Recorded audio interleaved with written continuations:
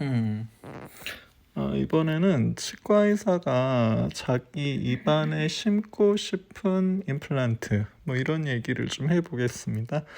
그러니까 한마디로 추천할 만한 임플란트 그리고 어, 치료 받으면서 이제 주의사항 뭐 이런 얘기죠. 그 임플란트는 뭐 당연한 얘기지만 그 오래오래 튼튼하게 잘 쓰는 게 목표죠. 그 다른 어떤 장점이 있더라도 이 오래오래 잘 쓰는 이 대명제에 어긋나면 그건 장점이 아니죠. 그래서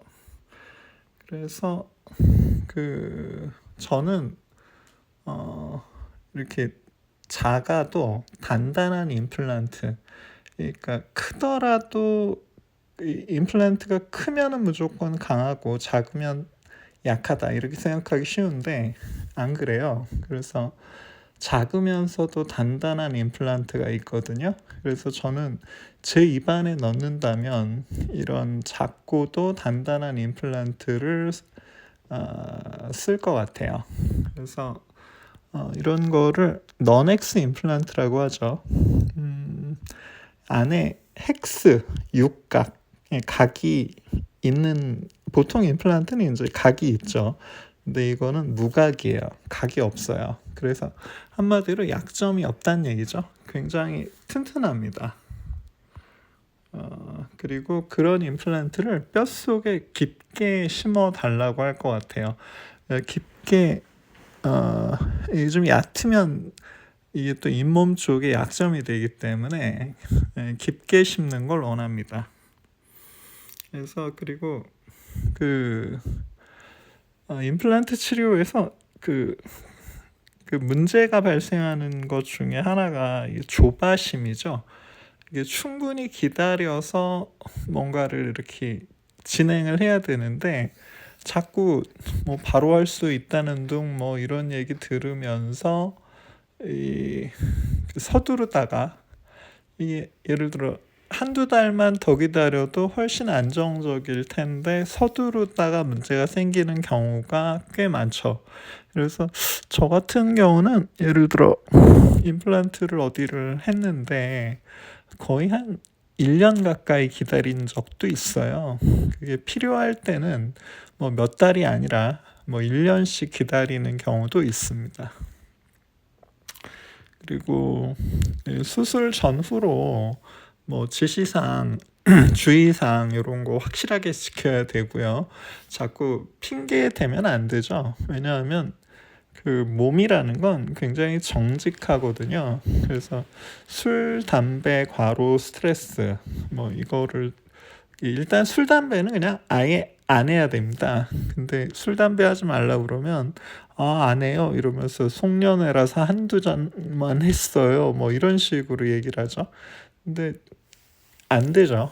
그 술을 마시면 이 수술 부위에 그 수술 부위를 자세히 보면 술이나 담배 그리고 잠 잘 못 자고 과로 스트레스 이런 분들은 잘 안 나아요. 이게 왜 이런가 싶으면은 어디 가서 술 한잔 하셨거나 담배를 안 끊었거나 과로 스트레스 이런 원인이 제일 많습니다. 그리고 그리고 그거를 떠나서 일단 이를 하나 뺄 정도의 상태가 됐다는 거는 그 건강의 적신호거든요. 그래서 그 이를 빼고 임플란트로 교체하면 끝 이게 아니라 이 나빠진 건강을 다시 회복할 절호의 기회예요. 그래서 예를 들어 임플란트 수술하고 몇 달은 그냥 템플 스테이 왔다 생각하고 술, 담배, 과로, 스트레스 다 피하고 요양을 한다 생각하면 쉬워요. 그러면 단지 임플란트 하나를 했을 뿐인데 어디 가서 이렇게 굉장히 무슨 요양을 제대로 하고 온 그런 몸 상태가 보너스로 주어지죠. 그래서 임플란트라는 게 결국 뼈랑 잘 붙어야 되는 건데, 그리고 이 뼈랑 잘 붙고 나서 계속 잘 유지가 돼야 되거든요. 그게 골반응이라는 건데 술, 담배, 과로, 스트레스랑 아주 직결됩니다. 그래서 요 네 가지만 안 하셔도 임플란트는 별로 고민할 게 없어요.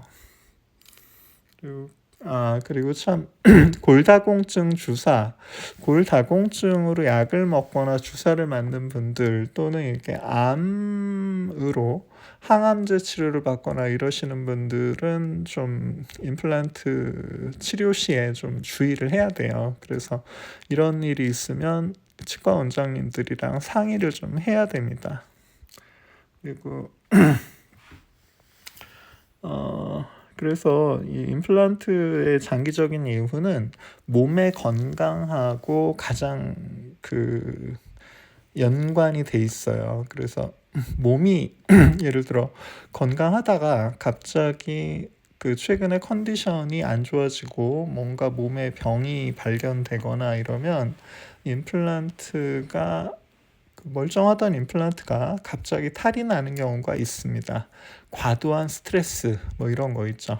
그러니까 예를 들어 집안에 무슨 일이 있거나 이럴 때 치아나 임플란트가 아주 안 좋아져서 빼는 경우도 종종 있어요. 그리고 임플란트는 일단 잘 닦고 관리하기 쉬운 임플란트 보철 방식이 되게 중요해요. 그래서 건강이 근본이지 심미는 그 건강을 통해서 드러나는 결과일 뿐이거든요. 그래서 뭔가 이쁘게 하려고 무리하면 이쁘게 하려고 잇몸 건강을 생각하지 않고 무리를 하면 장기적으로 이쁘지도 않습니다. 그래서 심미는 두 번째라는 거, 건강이 첫 번째라는 거, 그리고 임플란트는 부품 공급, 그러니까 자기가 사용했던 임플란트 부품이 단종되면 안 되잖아요. 나중에 필요할 수도 있으니까. 그래서 저는 좀 이렇게 그래도 부품이 끊어질 것 같지 않은 회사 제품을 쓰는 게 좋겠죠. 그래서 저는 오스템 임플란트 제품을 많이 쓰고요.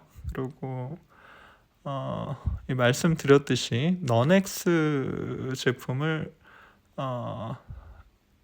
씁니다. 그래서 직경은 한 4.0에서 4.5를 제일 많이 쓰는데 이게 일반적으로 쓰는 임플란트보다 더 작아요. 근데 작으면서도 헥스 타입보다 훨씬 튼튼하기 때문에 저는 이게 훨씬 더 장점이 많다. 내 입안에 넣는다면 이거를 쓸 것 같아요. 그리고 해외 임플란트들도 옛날에는 이제 해외에서 들어오는 임플란트의 메리트가 꽤 있었는데 요즘은 요즘은 해외 임플란트의 메리트가 점점 없어지는 것 같아요. 마치 우리 K 방산의 K9 자주포 이런 얘기 하잖아요. 대한민국이 사계절이 뚜렷하고 바다도 있고 산도 있고 계곡도 있고 늪지대도 있고 해서 여러 가지 테스트를 충분히 해서 모스크바보다 춥고 사하라 사막보다 뜨거운 그런 테스트를 다 해보고 수출을 하니까 인기가 많다고 그러잖아요. 근데 우리나라 사람들의 저작 습관도 정말 만만치가 않죠. 근데 그거를 다 베타 테스트를 거쳐서 외국으로 나가서 그런가 좀 인기가 좀 그래도 많이 보급되고 있다고 그러죠. 그래서 지금 저 같은 경우는 그래서 이런 제품을 쓰고 있습니다. 자, 여기까지 하겠습니다.